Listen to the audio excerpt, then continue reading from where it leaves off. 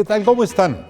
Les saludo con gusto y les doy la más cordial de las bienvenidas a Cultura en San Lázaro, una producción de la Coordinación de Comunicación Social de la Cámara de Diputados. Esta semana tuvimos varios eventos relevantes.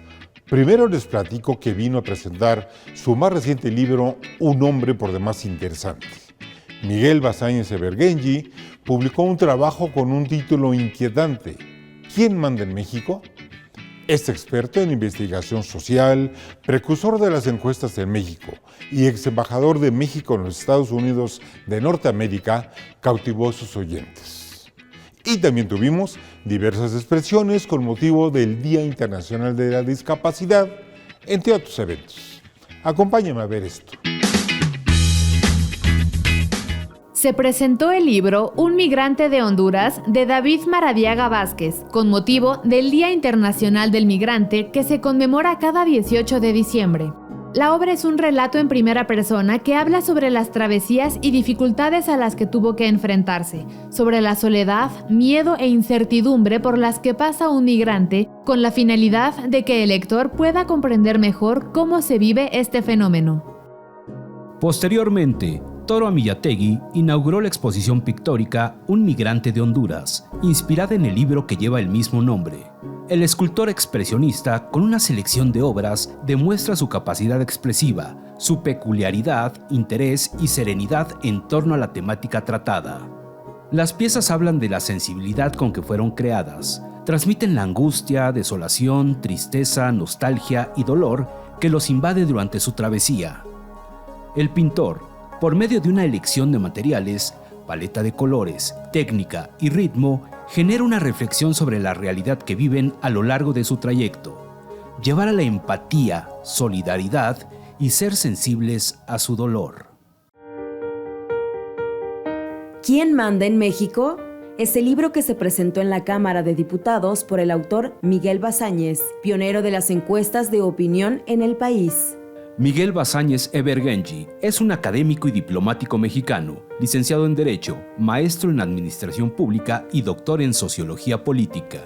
Y el antecedente de este libro fue una investigación sobre la política en México que publiqué en 1981 por Siglo XXI, que se llamaba La lucha por la hegemonía en México. Pero la pregunta de investigación fue ¿quién manda en México? Ahora que le presenté a Porrúa la actualización de aquel libro, me dijo, no, el título tiene que ser ¿Quién manda en México? Así que ese es el libro que estamos presentando hoy.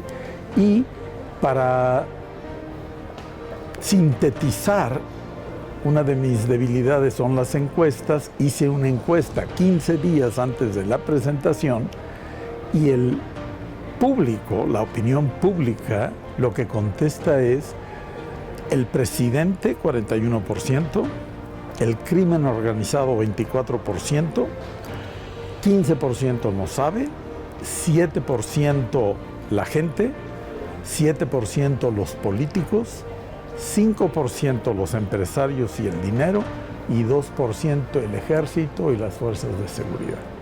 Esa es la síntesis de la opinión pública. El escrito es un mapeo del poder, un estudio profundo con datos duros del comportamiento de las élites y el poder en los últimos 35 años, analizando sexenio presidencial por sexenio con datos y conceptos. El 3 de diciembre se conmemora el Día Internacional de las Personas con Discapacidad. Por ello, en la Cámara de Diputados se presentaron diversos eventos. Se inauguró la exposición Vehículos adaptados para personas con discapacidad y adultos mayores, con el objetivo de visibilizar e integrar los ajustes razonables a la movilidad para los integrantes de estos dos sectores poblacionales. Uno con un asiento giratorio y otro con una tabla de transferencia para personas con discapacidad y adultos mayores. Amor infinito por la vida, pasarela inclusiva, con el propósito de seguir avanzando en una agenda de defensa de los derechos humanos, garantizar que los espacios de representación popular cuenten con la exposición sobre todo tipo de discapacidad y para concientizar. También se presentó el Tianguis, programa con inversión para el bienestar de niñas, niños, adolescentes y personas con discapacidad, para fortalecer la participación social de al menos 15 organizaciones de la sociedad civil, asistieron asociaciones y fundaciones como ENCO, Mariposa Blanca, Asociación Civil, Apapache Autismo, entre otras. Esta semana nuestra recomendación es para que se acerque a la obra de Margaret Randall. La doctora María Vázquez, directora general de las Bibliotecas Legislativas, nos adentra en el mundo intenso de esta escritora, fotógrafa, activista y académica norteamericana, concretamente neoyorquina, que ha vivido muchos de sus 88 años en España, México, Cuba y Nicaragua. Adelante, doctora.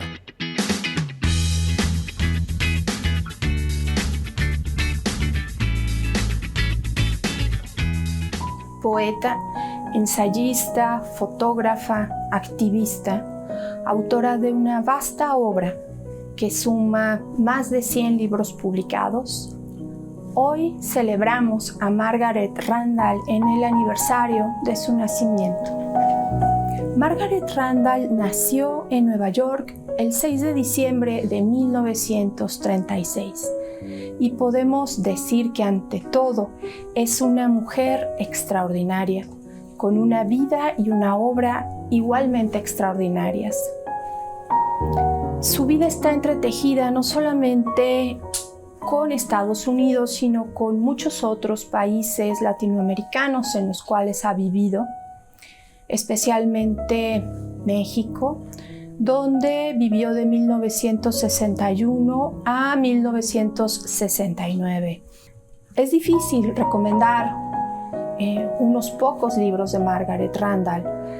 Todos son sobresalientes, pero especialmente recomendaría de poesía algunos títulos que están traducidos al español y que han sido publicados en México. Es el caso de Dentro de otro tiempo, Reflejos del Gran Cañón. También recomiendo Testigo de Piedra. Y otro gran libro muy recomendable es El rizoma como un campo de huesos rotos, así como La Llorona, que es un largo poema publicado en Cuba. La larga obra de Margaret Randall relacionada con la historia oral da cuenta de su involucramiento, de su interés hacia muchas culturas. En este sentido, quiero recomendarles este libro que tenemos en las bibliotecas de la Cámara de Diputados, Mujeres en la Revolución. Es un libro publicado en 1972. Es de hecho uno de los primeros libros de historia oral escritos y publicados por Margaret Randall, y está centrado en la mujer cubana. Pero Margaret Randall no solo escuchó a las mujeres cubanas en este y en muchos otros libros, en los cuales plasma su palabra, su rostro. También quiero destacar este título que está presente en los acervos de las bibliotecas de la Cámara de Diputados. Somos millones, la vida de Doris María, combatiente nicaragüense. Este es un libro notable, un libro de crónica que nos muestra la historia de una mujer y de muchas mujeres en los tiempos del dictador Anastasio Somoza Debayle. Es también un libro profundamente vigente porque a pesar de que aquella dictadura fue derrocada, este país, Nicaragua, enfrenta ahora nuevamente una dictadura. La vida de Margaret Randall se va entretejiendo en su obra, por supuesto, pero esto ocurre especialmente en su autobiografía. Nunca me fui de casa, poeta feminista revolucionaria, que fue publicado originalmente en inglés en Estados Unidos y que recientemente se publicó en México en español en 2022. El último capítulo está dedicado a su regreso a su patria, a su país natal, Estados Unidos, en 1984. Y es un capítulo en el cual la autora nos narra cómo fue procesada bajo la cláusula de exclusión ideológica de la llamada Ley de Inmigración y Nacionalidad McCarran-Walter, y cómo le fue prohibido entonces regresar a Estados Unidos, porque el gobierno afirmaba que su escritura atentaba contra el buen orden y la felicidad de los Estados Unidos.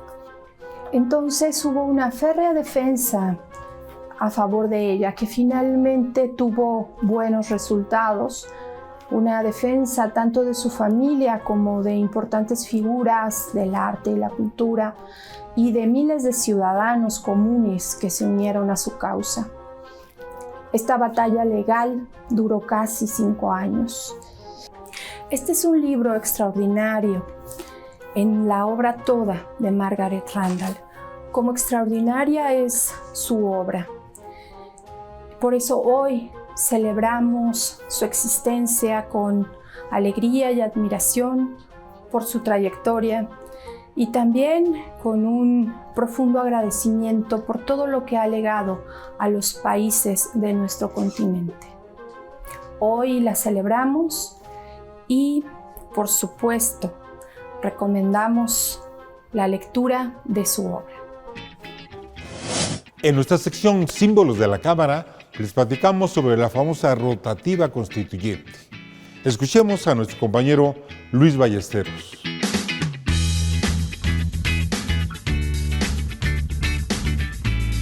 Hola, bienvenidos a un segmento más de Símbolos de la Cámara. El día de hoy vamos a hablar de la rotativa GOS.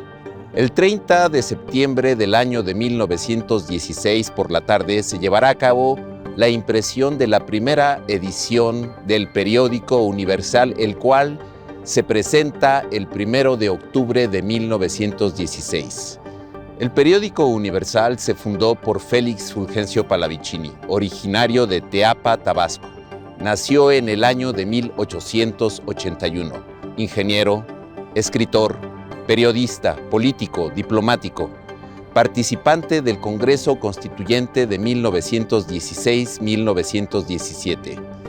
En la rotativa GOS se llevará a cabo la impresión de la primera edición de la Constitución Política de 1917, la cual se trabajó en los talleres del periódico a partir del 3 de febrero del año de 1917 y la primera edición saldrá publicada el 4 de febrero de 1917, edición que estaba conformada por 136 artículos y la cual apareció en 4 páginas, edición especial del periódico Universal, el cual tuvo un costo de 6 centavos. La rotativa GOS posteriormente se conocerá como la Constituyente, la cual trabajó hasta el año de 1986 en los talleres gráficos del periódico Universal. Será retirada ya que vino un proceso de reestructuración y modernización de las instalaciones. Por iniciativa del licenciado Juan Francisco Gili Ortiz, director del periódico Universal, en el año de 1986, será donada para formar parte del patrimonio cultural de Palacio Legislativo de San Lázaro, Cámara de Diputados. En el mes de junio del año 2023 entrará en un proceso de restauración a cargo de la compañía Impresos Mijangos, ya que la máquina se ha encontrado durante muchos años expuesta a los elementos como el sol, la lluvia, el aire, estaba oxidada, estaba completamente en mal estado. En el mes de septiembre se vuelve a presentar como uno de los elementos más que conforman el patrimonio cultural de Palacio Legislativo de San Lázaro. Los invitamos a seguirnos en los siguientes segmentos de Símbolos de la Cámara. Así llegamos al final de Cultura en San Lázaro. Nos vemos en este Palacio Legislativo la próxima semana y nos gustaría mucho que nos enviaran sus opiniones, comentarios y sugerencias al correo que aparece en la pantalla. Le agradezco su compañía. Hasta pronto.